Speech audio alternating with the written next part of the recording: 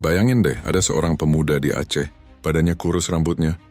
Wah, jangan ditanya, nyentrik abis. Tapi di balik penampilannya yang slengian itu, otaknya encer banget.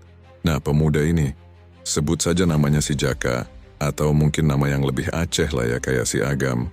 Dia ini gerah banget ngeliat tingkah laku para pejabat di daerahnya. Ada aja ulahnya. Proyek yang mangkrak lah, janji kampanye yang cuma jadi angin lalu lah. Atau aturan yang dibikin tapi malah nyusahin rakyat kecil. Si Agam ini bukan tipe yang bakal demo bakar ban, bukan. Senjatanya jauh lebih tajam. Akal bulusnya dan lidahnya yang lincah setajam rencong. Dia sadar, kalau ngelawan pakai otot dia pasti kalah. Tapi kalau pakai otak dan bumbu komedi, nah itu baru permainannya. Jadi apa yang dia lakuin? Dia mulai menyentil para pejabat itu dengan cara yang cerdas dan kocak. Misalnya nih, ada jalanan rusak yang udah bertahun-tahun gak dibenerin. Si Agam gak marah-marah di media sosial. Sebaliknya, dia malah bikin upacara pemakaman untuk jalanan itu. Lengkap dengan nisan bertuliskan, telah berpulang ke rahmatullah, jalan sehat walafiat, meninggal dalam keadaan berlubang. Dia rekam, dia bikin jadi video pendek yang lucu, terus dia sebarin.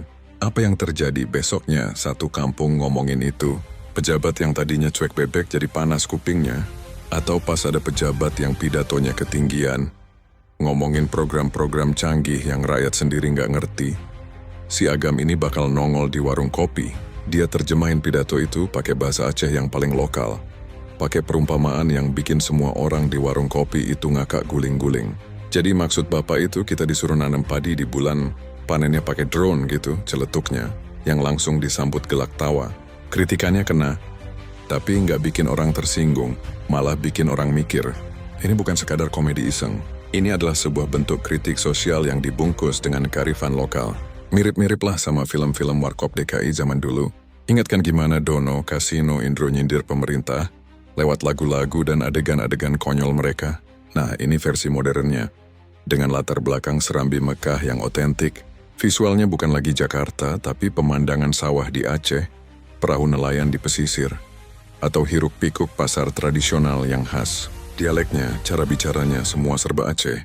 Setiap sentilan si Agam ini bukan cuma kritik kosong. Dia selalu kasih solusi.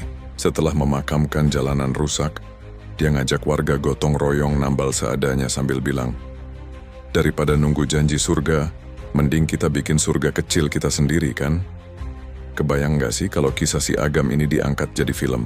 Sebuah komedi satir yang gak cuman bikin kita ketawa terbahak-bahak, tapi juga bikin kita aduh sambil mikir. Film yang jadi surat cinta sekaligus kritik pedas untuk tanah Aceh. Sebuah cerminan bahwa untuk menyuarakan kebenaran, kita gak selalu harus marah-marah. Kadang cara terbaik adalah dengan mengajak semua orang tertawa bersama, menertawakan keadaan, dan setelah itu bergerak bersama untuk memperbaikinya.